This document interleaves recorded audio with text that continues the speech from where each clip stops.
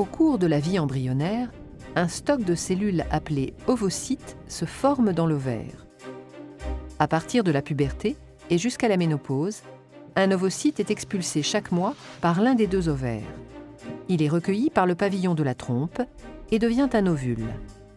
L'ovulation est donc un phénomène cyclique, mais ne représente qu'une des nombreuses étapes du fonctionnement de l'ovaire. Au début d'un cycle, certains ovocytes se préparent à être expulsés. Ils sont contenus dans des follicules. La taille des follicules augmente pendant les 14 premiers jours du cycle. L'un d'eux devient plus imposant que les autres. C'est lui qui va libérer son ovocyte le 14e jour. Après l'ovulation, ce qui reste du follicule dans l'ovaire se transforme en corps jaune. Il se maintient pendant les 14 jours suivants, puis dégénère et le cycle recommence. Pendant ce cycle ovarien, un autre organe change d'aspect, c'est l'utérus. Pendant les 5 premiers jours du cycle, sa muqueuse est évacuée. Ce sont les règles ou menstruations. Cette muqueuse se reconstitue durant les 9 jours suivants, période au cours de laquelle sa taille augmente.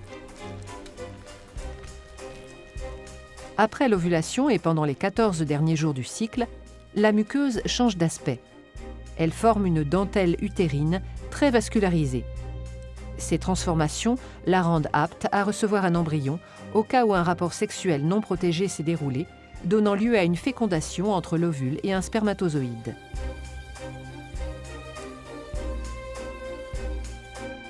Les propriétés du col de l'utérus sont aussi synchronisées avec le cycle ovarien. Durant les 11 premiers jours du cycle, le mucus présent au niveau du col forme un maillage resserré qui laisse peu de chance aux spermatozoïdes de pénétrer dans la cavité utérine en cas de rapport sexuel. Quelques-uns y arrivent cependant toujours.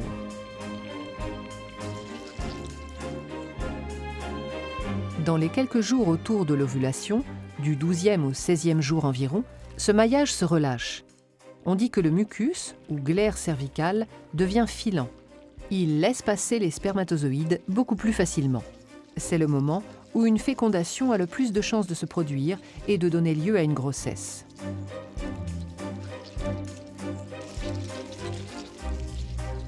En fin de cycle, le maillage se resserre et la cavité utérine est à nouveau moins accessible. Le synchronisme des cycles ovariens et utérins ne doit rien au hasard. L'ovaire, au cours du cycle, sécrète en plus ou moins grande quantité 2 hormones dans le sang qui vont agir sur l'utérus, les œstrogènes et la progestérone.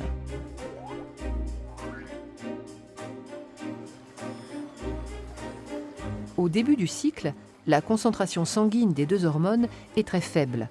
C'est ce qui cause les règles.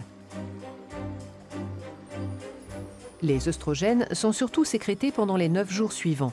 L'utérus réagit alors en régénérant sa muqueuse. Avant le 11e jour, la concentration limitée en œstrogènes agit sur le col de l'utérus en induisant un maillage resserré.